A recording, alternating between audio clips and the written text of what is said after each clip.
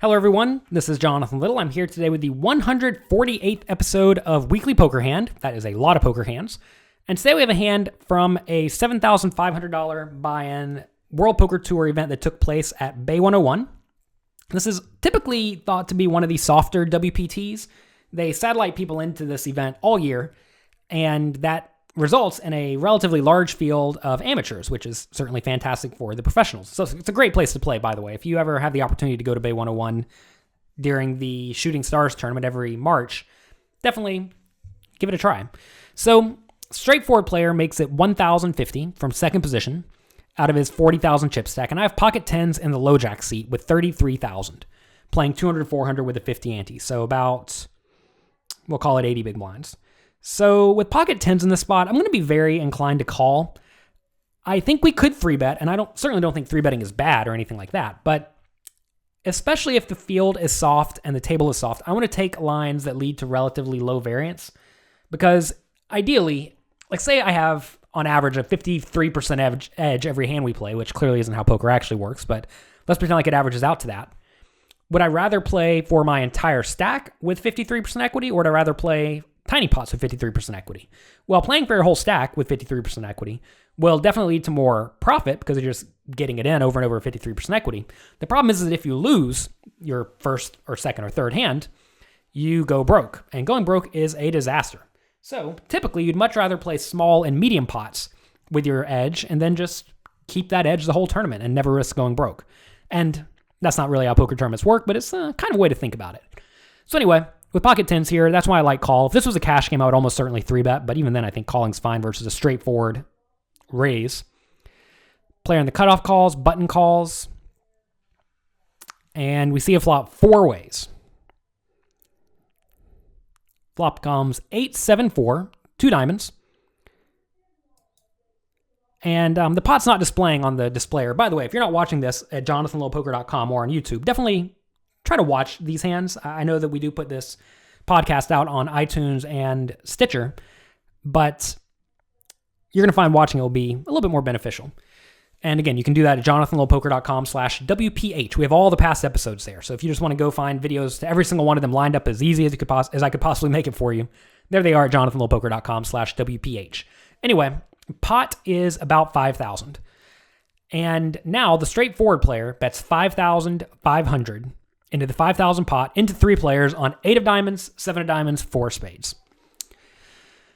Well, typically, if you told me this player made a standard bet of 2,000 or 3,000 or even 4,000, I'm certainly not folding, and I would just call. I don't think there's any merit in raising. If we raise here, the straightforward player is probably only going to play a big pot when we are in marginal shape, either when he has a very good draw or when he has an overpair or a set. So we definitely don't want to raise here.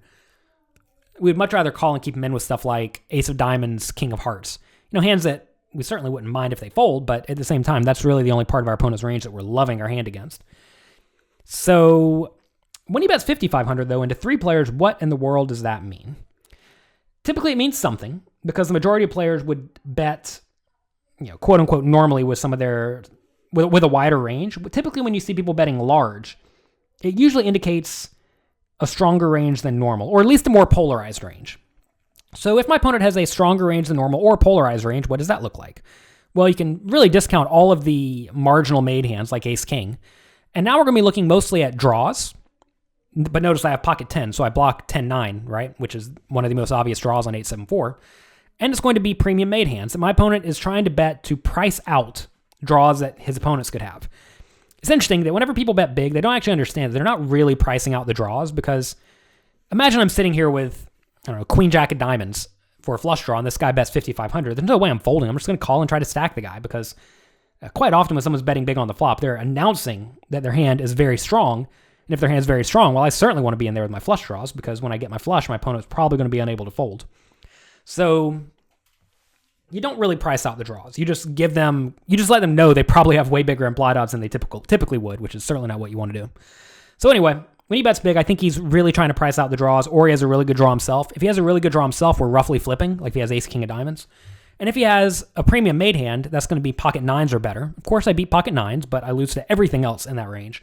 So I think this is actually just a fold. If this was a heads-up pot, I would be inclined to call and see what develops. Maybe then the turn checks through or something like that, and on the river he checks and then I can value bet. But multi-way, especially when I have two players yet to act in later position than me, who have full ranges of 8s, 7s, 4s, maybe even 6-5 suiteds, certainly the good flush draws. This is a spot where I think I actually have an easy fold. And I'm not trying to fold over pairs. I mean, if you guys know anything about me, it's that I typically am a calling station, if anything. But in this scenario, when our opponent bets a little bit more than the size of the pot on the flop, as someone who I have tagged as a straightforward player, this guy's just betting whatever his strong hand is like he has it. So hope I fold. Please don't call. There you go. Good fold. So I fold, cutoff folds, and the other guy folds, the button folds, and the straightforward player just picks up the pot. And this is always frustrating to people who have pocket tens in this scenario because they have no clue if they made a good fold or if they just gave away this pot, right? And I think you just have to be happy enough conceding small pots. Notice we put in 2 big blinds before the flop. And then on the flop, at best, we were like slightly ahead or maybe a little bit ahead on average.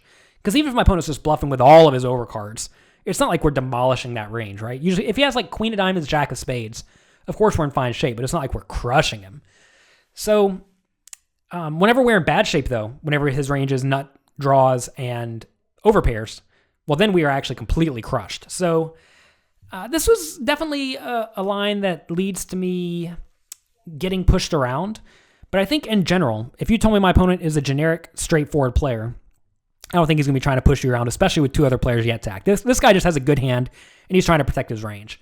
I actually talk about this concept quite a bit in my small stakes books, Strategies for Beating Small Stakes Poker Tournaments and Strategies for Beating Small Stakes Poker Cash Games. Also, I have a really big small stakes book coming out, I believe, in June or July. So that may be out already by the time this comes out. And that is a book that's over 500 pages long, going through in-depth range analysis. And this would be a really good example for that book, actually, where if you're playing against a straightforward amateur and he raises and then he bets more than the size of the pot on a low card board and you're sitting there with a marginal made hand, which my pocket tens is just a marginal made hand when facing a big bet like that, you should probably just fold because that straightforward guy probably isn't bluffing too much. He just has it.